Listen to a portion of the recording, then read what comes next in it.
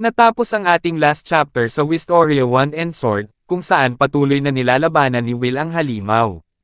Ang mga tao na nasa sentrong lungsod ay isa-isang sumigaw upang mas lalong palakasin nila ang loob ng ating bida na si Will Surfort. Sa sandaling magbibitaw ito ng atake sa halimaw, ay biglang naputol ang kanyang espada na ikinabahala ni Elf Arya.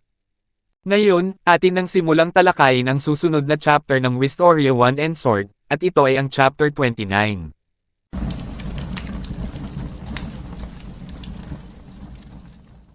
Nagsimula ang chapter kung saan naputol ang espada ni Will na ikinabahala ng kanyang mga kasamahan. Nang dahil sa nangyari ay umatras muna si Will, habang si Colette ay labis na nababahala para sa ating bida. Naiinis naman si Iris sa nangyari kay Will, at sinabi sa kanyang isipan na ang espada ni Will Surfort ay hindi kayang panghawakan ang kapangyarihan na mayroon ito ngayon. Sinaad naman ni Lihana at Wignell sa kanilang sarili na kapag nawala ang kanyang sandata, ang pagiging balanse ng kanilang laban ay mas papanig na sa halimaw.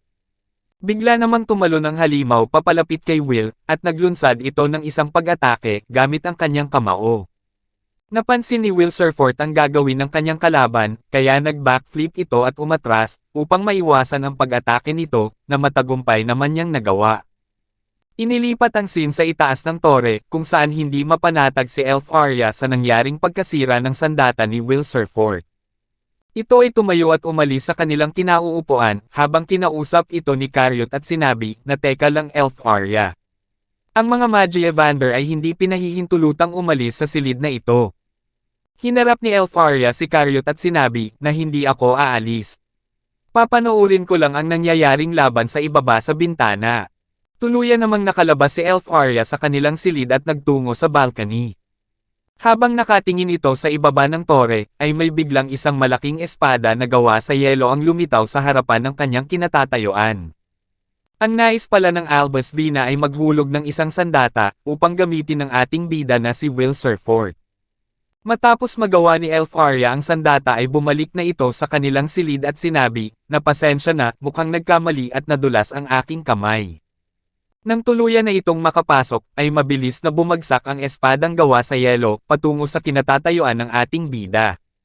Habang kaharap ni Will Surfort ang halimaw, hawak-hawak ang kanyang putol na sandata, ay napansin niya ang paparating na bagay sa kanyang kinalalagyan.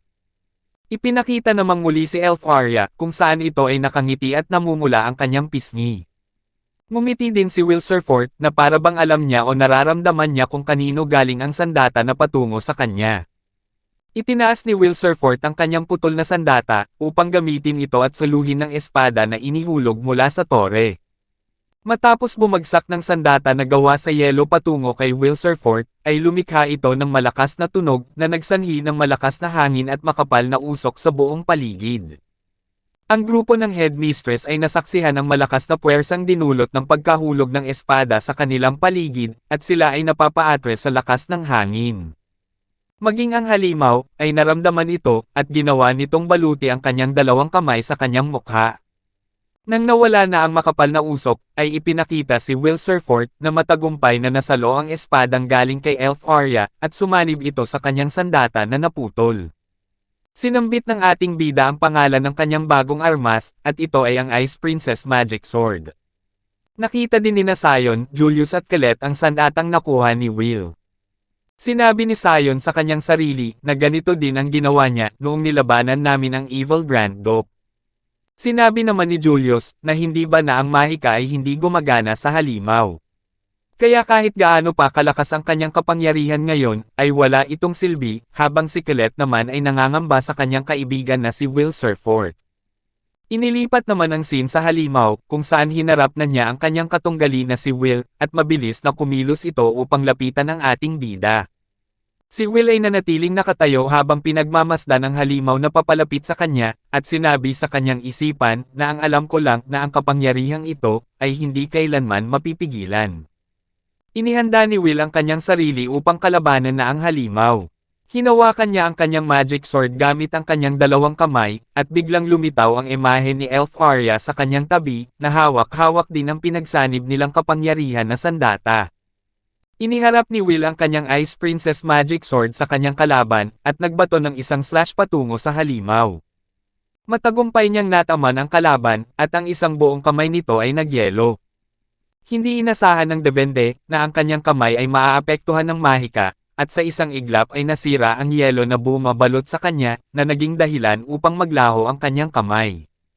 Ipinakita si Iris na nagulat sa pangyayari, at sinabi sa kanyang isipan, na paano niya napatama ito. Nabaliwala ang kakayahang taglay ng Mage Killer. Ipinakita din si Professor Edward na hindi makapaniwala sa nangyayaring laban ng dalawa. Inilipat naman ang scene sa itaas ng gusali, kung saan nakabalik na si Marles. Nakita din ito ang nangyari sa kanilang halimaw, na ikinainis niya at sinabi, na ano ba iyon? Ano ba ang nangyayari doon? Anong uri ng paliwanag ang nasa likod niyan? Bakit ito nakakalusot sa slime? Ang slime na sinasabi ni Marles ay ang magic killer na espada ng halimaw. Sinabi pa ni Marles, na ang nakakainis na batang iyon, ano ang meron sa kanya? Nagsulat naman sa ere si Headless at sinabi, na seryoso ka ba sa tanong na iyan? Inilipat naman ang scene sa itaas ng tore, kung saan gulat na gulat ang mga Magi Evander sa nangyayaring laban. Sinabi ni Elnor, na hindi yan isang kapangyarihan ng mahika. Ang kapangyarihan yan ay, hindi ulit pinakita ng narrator ang nais sabihin ni Elnor tungkol sa kakayahan ni Will Surfort, habang tumatawa si Zeo at sinabi, na napakahusay niya, kahanga-hanga. Sinaad naman ni Cariot sa kanyang isipan, na ang ikalimang elemento, ang susi sa paglikha, ang nagsimula ng mundo ayon sa alamat. Ipinakita din si Aaron, ang Light Monarch at sinabi sa kanyang sarili, na nakarating pala siya sa tamang oras, Finn. Mukhang sa simula pa lang ay alam na ng Light Monarch, ang tunay na kakayahang taglay ng ating bida na si Will Surfort. Sinabi pa ni Aaron, na ang ipinangako mo sa Reyna ng Mahika na gawin, ay upang dalhin ang wand at ang sword, habang ibinalik na ang scene sa laban, kung saan tumatakbo si Will Surfort. Matapos maglaho ang isang kamay ng halimaw, ay tumakbo si Will Surfort sa pader, upang makatalon ito ng mataas patungo sa kanyang kalaban. Ang halimaw naman ay nagbato ng itim na mahika, na nanggaling sa kanyang bibig, ngunit madali lang naiwasan ni Will ang atake. Nagtungo ito sa ibaba ng Devende at ginamit ang kanyang magic sword, upang atakihin ang kalaban. Biglang nagkaroon ng isang pagsabog, at ipinakita na may mga yelo ang tumama sa katawan ng halimaw, at labis itong nasaktan.